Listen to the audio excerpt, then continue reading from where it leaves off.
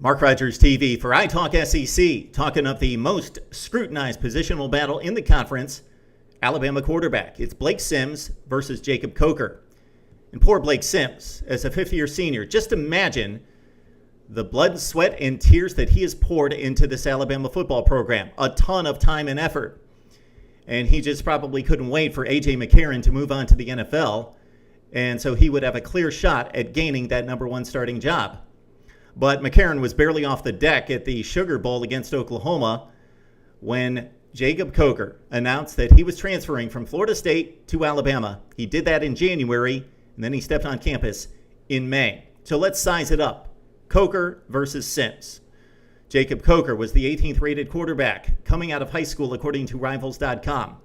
He went to Florida State and backed up E.J. Manuel in 2012. Manuel, of course, moving on to the NFL's Buffalo Bills. In 2012, got to throw 36 passes in relief of Manuel as the Seminoles moved on to win the Orange Bowl. Then in 2013, he was lined up as the starter. He had to take on a freshman, though, Jameis Winston, and the rest is history. Winston moves on and gets the Heisman Trophy, the national championship, the undefeated season, and Coker only throws 5 passes. But it was a heated competition. Apparently, the reports say that this was neck and neck for much of training camp in August. So he loses the battle there, only throws 5 passes, and decides to come to Alabama. This guy has all the measurables. He's 6'5", 230. He can throw the football all over the field, make all the NFL-type throws, and he can throw on the run, a difficult skill to master early in the college game. But he's been able to show it in practice, but not necessarily on the field. In mop-up duty, he's been pretty erratic. 21 of 41 with 1 touchdown and 1 pick. That against inferior competition, and that's saying a lot for that Florida State schedule. Inferior competition in the ACC, and he's done it in mop-up duty. So again, Jacob Coker is a guy that's very talented, has all the accolades coming out of high school, and is the guy that is supposed to win the job. According to Florida State head coach Jimbo Fisher, he should win the job. He's the most talented guy, not just in camp in Tuscaloosa right now, but the most talented that Alabama's had under Nick Saban. Not to discredit Greg McElroy or A.J. McCarron, Fisher says, but Jacob Coker is very talented, and he can grasp an offense and lead a team as well. All right, for Blake Sims, the measurables are almost exactly the same at 6'5", 240. If you check out the scouting reports coming out of high school, the one term that explains the dynamic ability of Blake Sims is explosive. You see it all over the place. Explosive athlete. And that's what he was rated, as an athlete, not a quarterback coming out of high school, according to ESPN and Rivals.com, is the 33rd or 66th rated athlete coming out of high school. Blake Sims, much like Jacob Coker, relegated to mop-up duty, 23 of 39 with a couple touchdown passes, and he's also chipped in and contributed with 355 rushing yards. So that's that dynamic, explosive factor. Blake Sims, what he has going for him is not the talent comparison. What he has for him is the equity in the locker room. Imagine it. This guy's been around the program for 5 years. Guys have seen him working his tail off, doing all the right things. This locker room has to be rooting for Blake Sims. He's got the equity in the clubhouse. He has the trust of his teammates. He's got camaraderie, has built a bond, and gained that trust.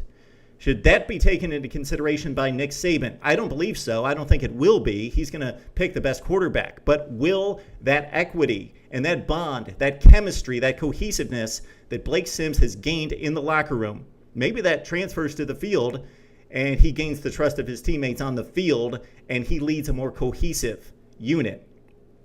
The big advantage for Alabama in this situation is the schedule. Think of Texas A&M's situation. Kevin Sumlin's got to name a starter between a true freshman and a sophomore by an opening night on Thursday night, August 28th against South Carolina on the road. So facing a top defense, an SEC caliber defense on the road with possibly a freshman quarterback. Alabama gets to ease into it. Nick Saban has West Virginia. He's got Florida Atlantic. He's got Southern Miss before Alabama takes on the Florida Gators. So he basically is a 3-week cushion, not discounting those opponents, especially West Virginia. But the Mountaineers were 2-7 in the Big 12 Conference last season. Alabama's going to win that football game. They're going to be a 3 to 4 touchdown favorite. 2 quarterbacks are going to play in this situation.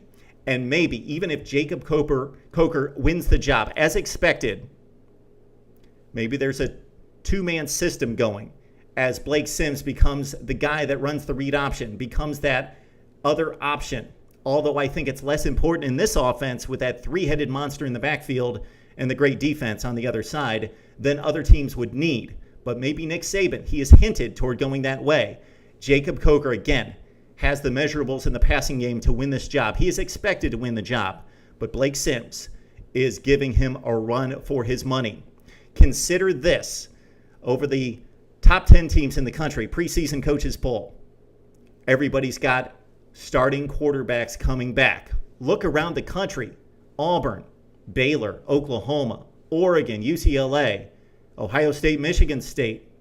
South Carolina is the highest rated team with a new quarterback coming in once Connor Shaw has moved on to the NFL. And that guy is Dylan Thompson, and he's won big games and put up big performances against top-notch competition like Michigan and Clemson. So Alabama's in a unique situation. A national championship contender that's got to name a starting quarterback, and he's going to be raw and untested until probably that Florida game in Week 4. Blake Sims versus Jacob Coker. We size it up right here. Mark Rogers TV for iTalk SEC.